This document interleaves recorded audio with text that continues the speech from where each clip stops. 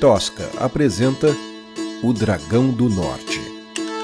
Escrito, narrado e produzido por Rodrigo Espírito Santo.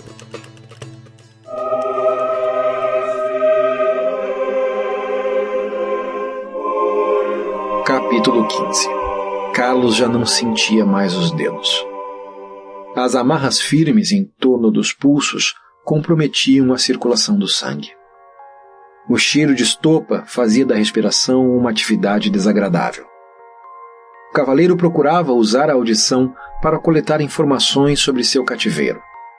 As poucas conversas que ouviu se deram em dialeto élfico, que já não era obrigatório na academia desde muito antes de seu tempo.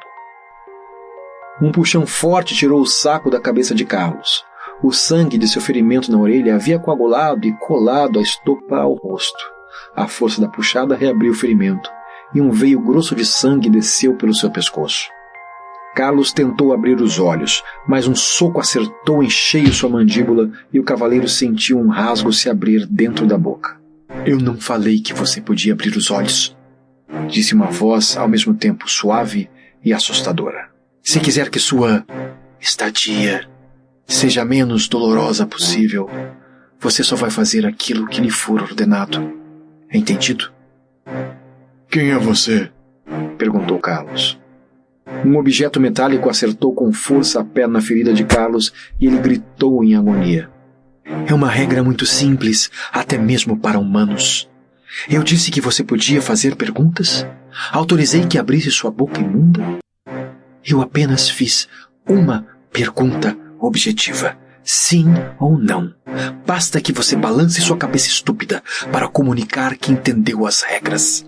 Vamos tentar mais uma vez? Você entendeu?" Ainda se recuperando da dor lancinante, Carlos assentiu com a cabeça. "Olhe para mim", ordenou a voz.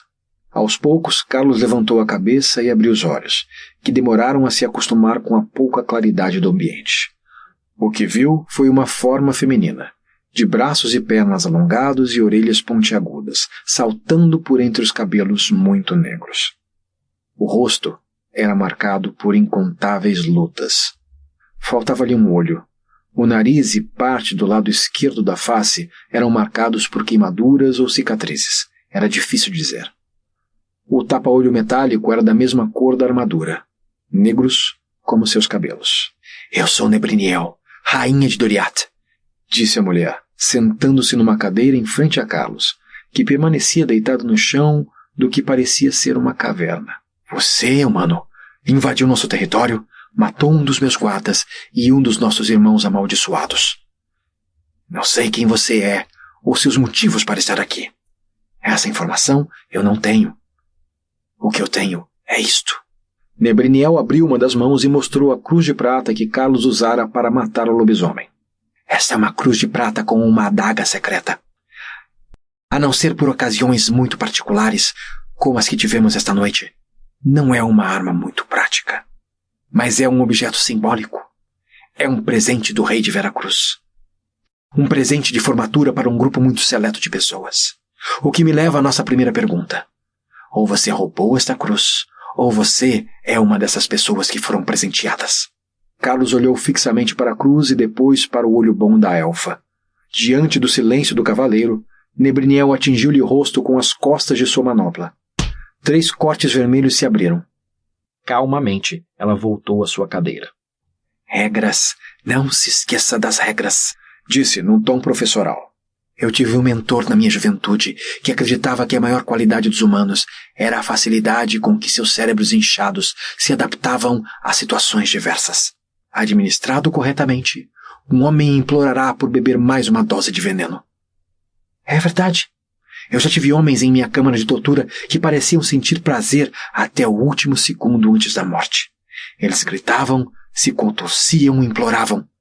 Mas era como se quisessem mais", disse a elfa, brincando com a cruz entre os dedos. Nebriniel levantou-se e começou a caminhar de um lado para o outro da sala. Carlos a seguia com os olhos.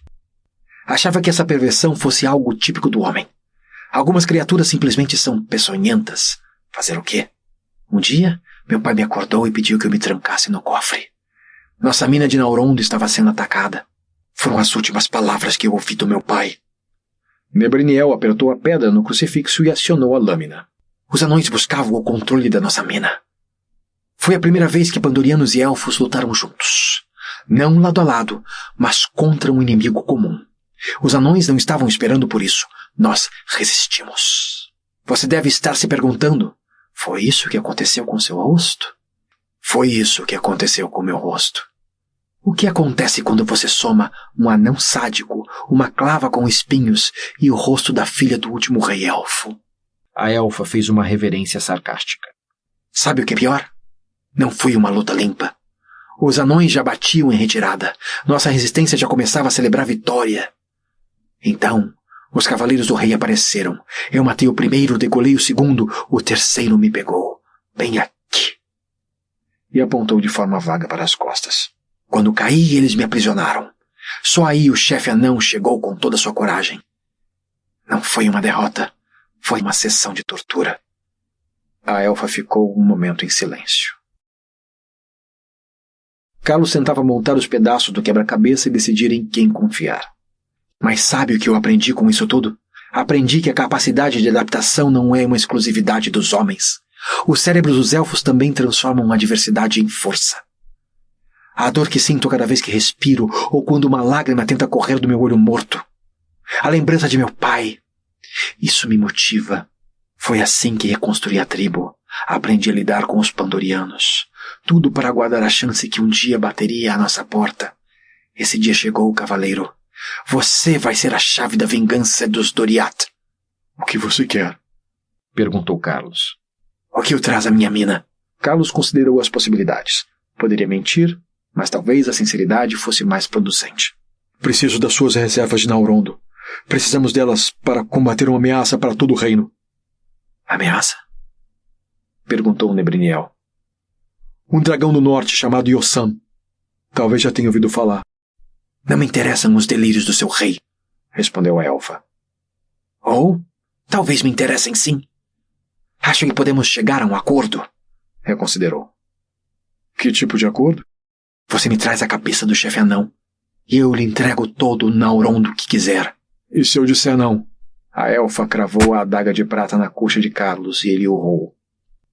Desculpe, qual era a sua pergunta? Disse a elfa, torcendo a lâmina. Carlos se contorcia em agonia. Um estrondo chamou a atenção da rainha. Quem está com você? Fale! Quem?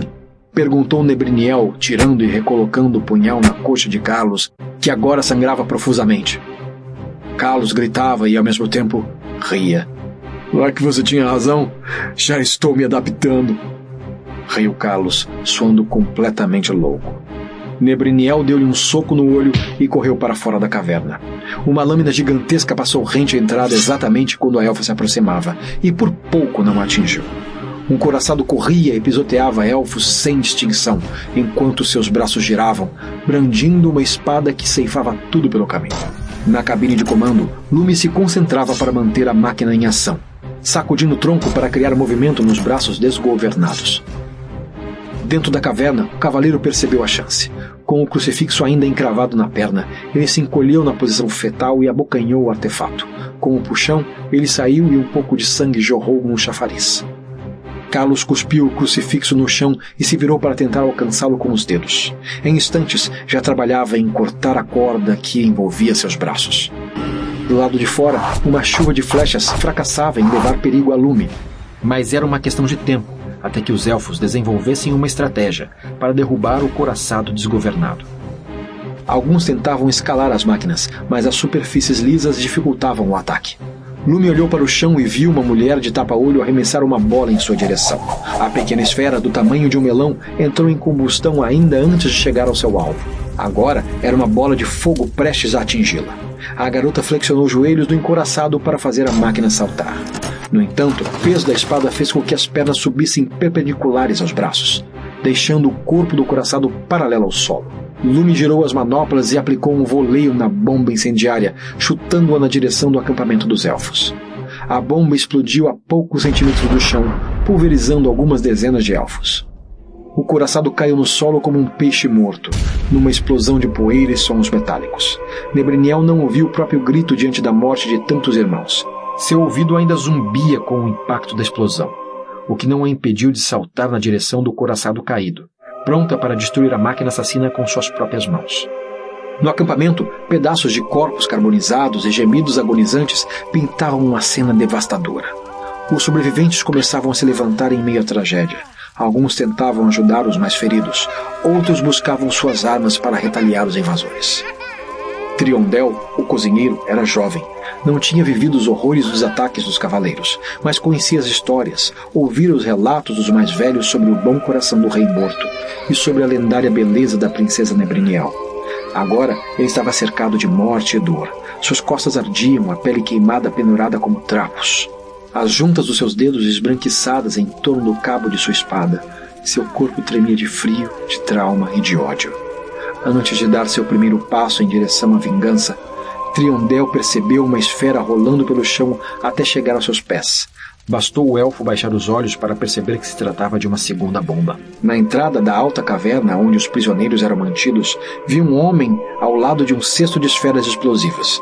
Triondel foi engolfado pelo calor de um vulcão. Nem sequer sentiu seu corpo vaporizar e seus ossos se estilhaçarem em milhares de partículas. Não havia mais aldeia, só uma cratera em chamas. A segunda explosão parou Nebriniel como um tapa. Sua primeira reação foi se jogar no chão para se proteger dos estilhaços. Só depois se deu conta da localização da bomba e de suas consequências. E então ela se lembrou do cavaleiro.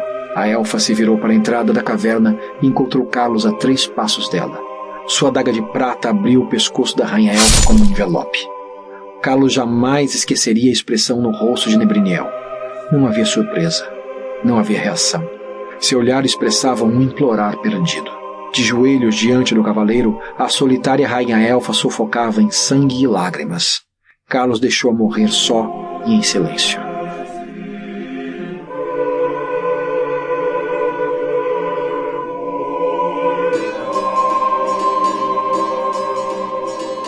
O Dragão do Norte foi escrito, narrado e produzido por Rodrigo Espírito Santo.